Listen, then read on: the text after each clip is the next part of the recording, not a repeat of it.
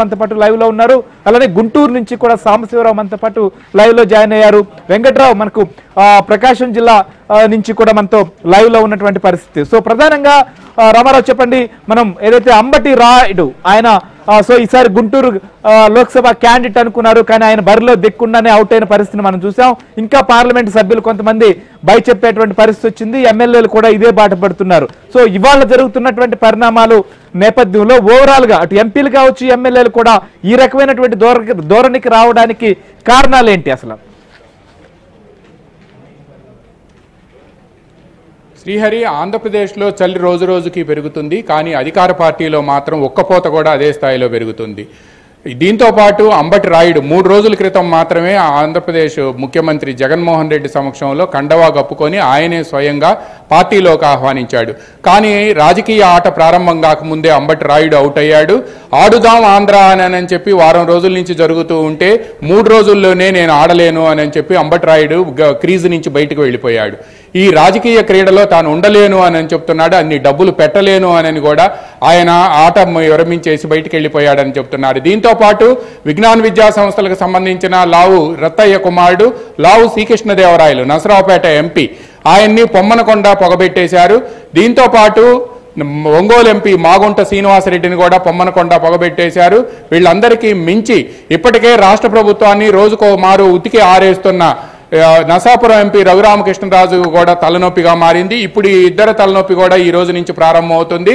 ముఖ్యమంత్రి నన్ను నసరావుపేట నుంచి పోటీ చేయమన్నారు, గుంటూరు నుంచి పోటీ చేయమన్నారు, నేను పోటీ చేయనని చెప్పాను. నసరావుపేట మాత్రం నాకు ఇవ్వను అన్నారు అని చెప్పి కొద్దిసేపటి క్రితమే మన గుంటూరు కొలీగ్ సాంబశివరావుతో కూడా విజ్ఞానంకి సంబంధించిన శ్రీకృష్ణదేవరాయలు లావు శ్రీకృష్ణదేవరాయలు మాట్లాడారు. అంటే లావు శ్రీకృష్ణదేవరాయలు ఉన్న ఎంపీల్లో నిజాయితీపరుడు, స్ట్రైట్ ఫార్వర్డ్గా మాట్లాడేవాడని పేరుంది.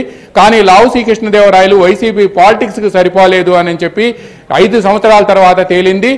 దీంతో పాటు లావు శ్రీకృష్ణదేవరాయలు బయటకు వెళ్ళిపోవటమే కాకుండా ఇటీవల కాలంలో మరో ఎంపీని తెలంగాణ సీఎం రేవంత్ రెడ్డి డిన్నర్కి ఇస్తే డిన్నర్కి ఎందుకు వెళ్ళావు అని చెప్పి కూడా ఆయన ప్రత్యర్థి ముందే ఉతికి ఆరేయటంతో ఆయన తీవ్ర మనస్తాపానికి గురయ్యాడు అని చెప్తున్నారు. వీళ్ళందరూ కూడా మొన్న గుంటూరులో ఒక రహస్య ప్రదేశంలో సమావేశమై భవిష్యత్తు కార్యాచరణపై కూడా చర్చించారని చెప్తున్నారు. ఇక ఉత్తరాంధ్రకు సంబంధించి ఇప్పటికే వంశీకృష్ణతో పాటు అక్కడ సీతంరాజు సుధాకర్, అదేవిధంగా దాడి వీరభద్రరావు వీళ్ళంతా కూడా బయటకు వెళ్ళిపోయారు. ఇప్పుడు కోస్తాలో ప్రారంభమైన ముసలం ఇది రాష్ట్రం మొత్తం విస్తరిస్తుందనే ఆందోళన ప్రారంభమైంది. రాయలసీమలో గుమ్మనూరు జయరాం వికెట్ డౌన్ అయిపోయింది. ఇక రాయలసీమలోనే కాపు రామచంద్రారెడ్డి అనే వ్యక్తి రాయదుర్గం, అనంతపురం జిల్లా రాయదుర్గం ఎమ్మెల్యే, ఆయన ముఖ్యమంత్రికి వీరభక్త హనుమానుడిగా పేరుగాంచిన వ్యక్తి. అటువంటి వ్యక్తి నిన్న జగన్ బయటికి క్యాంప్ ఆఫీస్ బయటకు వచ్చి Tadepalli palace good bye Jagan అని నేను చెప్పి వెళ్ళిపోయాడు అని అంటే పరిస్థితి ఏ విధంగా ఉందో ఊహించుకోవచ్చు. ఆయన సతీమణి, ఆయన కుమారుడు నిన్న ఉదయం నుంచి సాయంత్రం వరకు వెయిట్ చేసిన ముఖ్యమంత్రి అపాయింట్మెంట్ ఇవ్వలేదు. గొంతు కోయటం మీకు ఒకటే మాత్రమే మిగిలింది అని చెప్పి ఆయన చేసిన వ్యాఖ్యలు కూడా హాట్ టాపిక్ గా మారాయి. శ్రీహరి, మరో ఇంపార్టెంట్ విషయం ఏంటంటే ఈ రోజు సాయంత్రం కానీ రేపు ఉదయానికి కానీ మరికొంతమంది ఎమ్మెల్యేలు పార్టీ నుంచి బయటకు వెళ్లేందుకు సిద్ధమవుతున్నారు. వీళ్ళంతా కూడా తెలుగుదేశం అధినేత చంద్రబాబు, ఆయన పార్టీ జాతీయ ప్రధాన కార్యదర్శి నారా లోకేష్తో టచ్లోకి వెళ్లారని చెప్తున్నారు. ఈ రోజు రేపట్లో ఇంకా చాలా సంచలనాలు నమోదవుతాయి అని చెప్తున్నారు. బట్ ఇంత జరుగుతున్నా కూడా జగన్కి చెప్పేవాళ్ళు ఎవరు అని చెప్పి కూడా వైసీపీలో పెద్దలంతా కూడా తలలు పట్టుకున్నారు. ఏదో విధంగా ఆయనకి చెప్పి ఈ మార్పులు చేర్పులు ఆపివేయాలి అని చెప్తున్నారు. తెలంగాణ ఫార్ములా తెలంగాణలో చేయకపోవటం వల్ల అక్కడ ఓడిపోయారు.